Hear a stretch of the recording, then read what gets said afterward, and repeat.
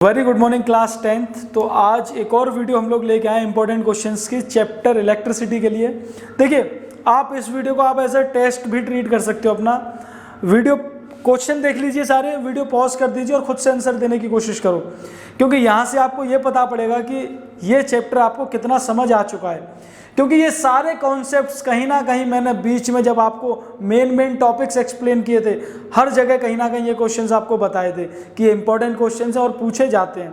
ठीक है, तो यहाँ से आपको पता पड़ जाएगा कि आपके कॉन्सेप्ट्स कितने अच्छे से क्लियर हो चुके हैं चैप्टर के, या फिर कितना चैप्टर आपने रटा है अभी तक। ठीक है, और अगर नहीं समझ आए तो फिर ये वीडियो आप पूरी देखो बिना स्किप किए, क्योंकि कहीं ना कहीं आपको बहुत बेसिक कॉन्सेप्ट समझ आएंगे इसमें। और आएंगे बच्चों, ऐसे एक नंबर में क्वेश्चंस पक्का आएंगे। आप एग्जाम के बाद आना इस वीडियो पे कि हाँ सर इसमें से एक क्वेश्चन फंस गया, दो क्वेश्चन फंस गए, क्योंकि हमें पता है लास्ट ईयर्स का एक्सपीरियंस है कि यही क्वेश्चंस आपके एग्जाम्स में बनते हैं। तो चलिए क्वेश्चन स्टार्ट करते हैं। पहला क्वेश्चन है, mention the condition under which a current can flow in a conductor. आधे से ज़्यादा बच्चे आंसर नहीं दे पाते कि ऐसी कौन सी कंडीशंस होती हैं जिनकी वजह से एक करंट किसी कंडक्टर के अंदर फ्लो करता है। तो सिर्फ दो कंडीशंस होती हैं। वो कंडीशंस क्या कि पहली कंडीशन क्या कि सर्किट क्लोज्ड होना चाहिए। सर्किट कैसा होना चाहिए? क्लोज्ड, और उसके साथ साथ उसके एंड्स के अलोंग एक पोटेंशियल डिफरेंस अप्लाई होना चाहिए। तो आंसर लिख लीजिए, circuit must be closed, circuit must be closed and potential difference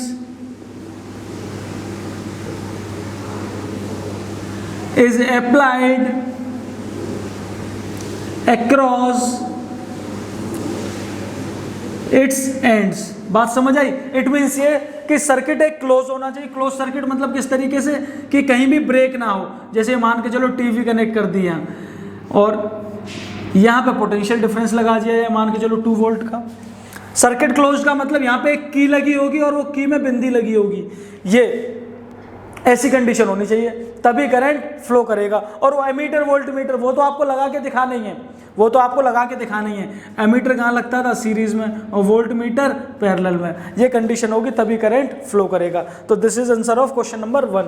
coming to the question number 2, why is resistance more in series combination. पता सबको है लेकिन आंसर सबको नहीं पता होता कि सीरीज में रेजिस्टेंस ज़्यादा क्यों होता है। तो देखो, आपको पता होगी कि हमने जब सीरीज कॉम्बिनेशन और पैरेलल कॉम्बिनेशन पढ़ रहे थे तो रेजिस्टेंस की एक प्रॉपर्टी देखी थी कि resistance is directly proportional to length. अगर आप लेंथ बढ़ाओगे कंडक्टर की तो उसके अंदर रेजिस्टेंस भी बढ़ता जाएगा। देखो, सोच के देखो यार कि ये पहला एक कंडक्टर लगा दिया आपने, एक पहला कंडक्टर लगाया, इसी के आगे एक दूसरा कंडक्टर लगा दिया, इसी के आगे एक तीसरा कंडक्टर लगा दिया। तो देखो लेंथ तो बड़ी होती जा रही है ना, लेंथ ज़्यादा होती जा रही है। तो मैं ये कह सकता हूँ कि इफेक्टिव लेंथ, इफेक्टिव मतलब overall length in series combination resistance is more because it's effective length increases. मतलब ये कि जो फाइनल लेंथ होती है वो बड़ी हो जाती है। पहला कंडक्टर, इसी के आगे एक दूसरा कंडक्टर लगा दिया, तीसरा, तो फाइनल लेंथ कैसी हो गई? बड़ी। या फिर आप इस इफेक्टिव को लिख दीजिए ओवरऑल लेंथ। ठीक है, इस वजह से आपका सीरीज के अंदर रेजिस्टेंस ज्यादा हो जाता है।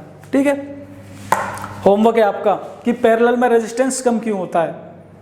होमवर्क आपका यह कि पैरेलल में रेजिस्टेंस कम क्यों होता है करके देखना। नहीं आता तो ये व्हाट्सएप नंबर है 9720491910। इस पे आप आंसर पूछ लेना मुझसे। नहीं आता तो नहीं आता, सिर्फ तभी। अगर आ जाता है तो अच्छी बात है, गूगल से आंसर नहीं देखोगे, कंडीशन अप्लाइड। ठीक है, चलिए तीसरे क्वेश्चन पे आते हैं। What is the resistance of ideal ammeter. Ideal, पहली चीज तो आइडियल नाम की कोई चीज होती नहीं है। आइडियल मतलब जो 100% जो बच्चे, वैसे मैं कहूँ कि यार ये शरीफ बच्चा है, क्या वो 100% शरीफ है?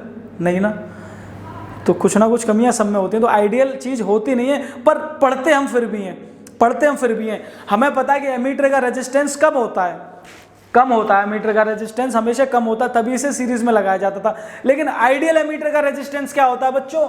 0। अगर आपसे पूछ ले कि what is the resistance of ideal ammeter, तो आंसर होगा 0। हमें पता है कि पोटेंशियल वोल्टमीटर पे आते हैं, what is the resistance of ideal voltmeter.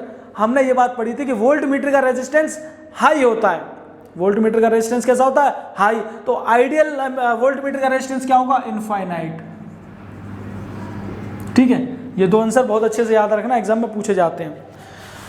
देखो ये भी पूछा गया है एग्जाम में कई बार, ये भी पूछा गया क्वेश्चन, और 5th वाला भी पूछा गया कि name the physical quantity with unit joule पर कूलम, कि ऐसी कौन सी फिजिकल क्वांटिटी होती है जिसकी यूनिट जूल पर कूलम होती है। तो आंसर होगा इसका, या तो आप लिखना इलेक्ट्रिक पोटेंशियल या पोटेंशियल डिफरेंस, दोनों ही आंसर सही हैं।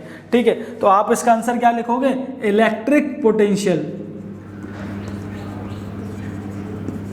या फिर potential difference, both are correct answer. ठीक है, हमने निकाल के देखा था ना, पोटेंशियल डिफरेंस क्या निकल के आता था? V = W/Q, ये निकल के आया था।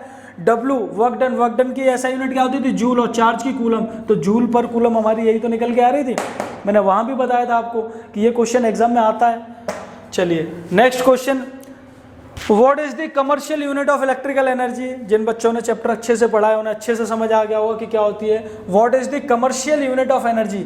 कमर्शियल यूनिट ऑफ एनर्जी के ऊपर मैंने एक क्वेश्चन भी कराया था आप लोगों को तब। तो कमर्शियल यूनिट ऑफ एनर्जी होती है बच्चों kilowatt hour, kWh। This is the commercial unit of energy. Clear है बच्चों? चलिए next question, which wire has more resistance, thicker और थिनर।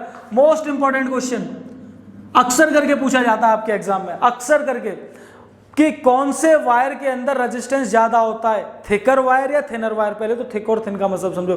थिन मतलब बहुत पतला और थिकर मतलब बहुत मोटा वायर। ठीक है, आपने एक चीज पढ़ी थी कि resistance is inversely proportional to area of cross section. Resistance is inversely proportional to area of cross section. ये मतलब ये कि जो वायर मोटा होगा उसमें रेजिस्टेंस कम होगा, क्योंकि मोटे वायर का ये वाला एरिया, ये एरिया ऑफ क्रॉस सेक्शन क्या होगा? ज्यादा। पतले वायर का मतलब ये जैसे मार्कर की निब, इनका रेजिस्टेंस कैसा होता है? ज्यादा। तो हमेशा थिकर वायर का रेजिस्टेंस कम होता है। विच वायर हैज मोर रेजिस्टेंस। अच्छा, मोर मतलब थिनर, थिनर वाले का रेजिस्टेंस हमेशा मोर होगा और थिकर का हमेशा लेस होगा। ध्यान रखना अगर क्वेश्चन पूछा जाए कि which wire has more resistance. ठीक है बच्चों, चलिए coming to the next question, in series combination which remains constant, a current और वोल्टेज।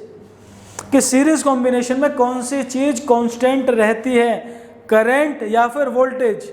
करंट या फिर वोल्टेज, तो आपको पता है करंट कांस्टेंट रहता है।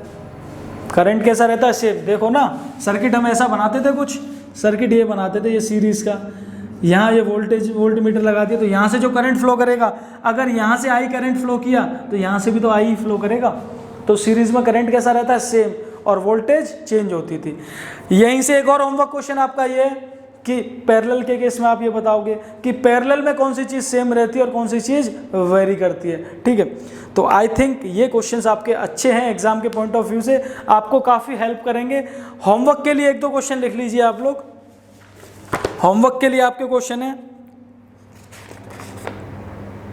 Name two devices in which electricity is converted into heat. दो ऐसे डिवाइस बताओ जिनमें इलेक्ट्रिसिटी आपकी हीट में कन्वर्ट होती है। ठीक है, आपको अच्छे से आंसर पता होगा, लेकिन फिर भी आप बताओगे। क्वेश्चन मैंने आपको ये बता दिया था, कौन सा? क्या नाम है ये था, सीरीज पैरेलल कॉम्बिनेशन के लिए बता दिया था मैंने एक, और एक मैंने बता दिया था कि पैरेलल में रेजिस्टेंस कम क्यों होता है। ठीक है, ये 3 क्वेश्चन हो गए आपके। एक और क्वेश्चन लिख लीजिए,